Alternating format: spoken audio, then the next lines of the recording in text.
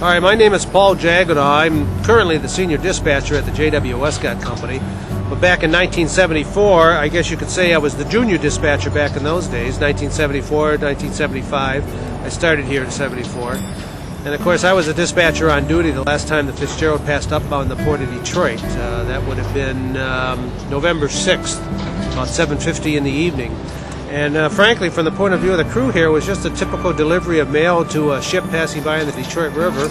We went out alongside. They lowered their bucket down, and we put the mail going aboard in the bucket to go back aboard the ship. And then we came back to the dock, and it was very much a shock. I was heading into work November 10th, due here at about 2 o'clock, when I heard on the radio that the Fitz had disappeared and Lake Superior. It was so shocking, especially knowing that I was one of the crew on duty the last time she passed by upbound. In fact, as I got into work, I had a call from the boat operator, the skipper at the time, who was aboard. I remember his name, Captain Jack Birdfield, one of our senior captains at the time.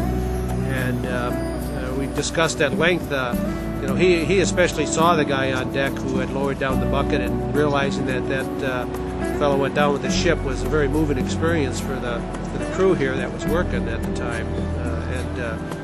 It was so amazing to think that a ship that size had gone down. It was such a shock. And it was even, we still had mail coming in for the ship, and that was also very moving to know that people were still writing to the sailors on the ship and the mail was en route, but they would not be coming by again to receive the mail. That was a very, very moving time for us, for everybody in the shipping business.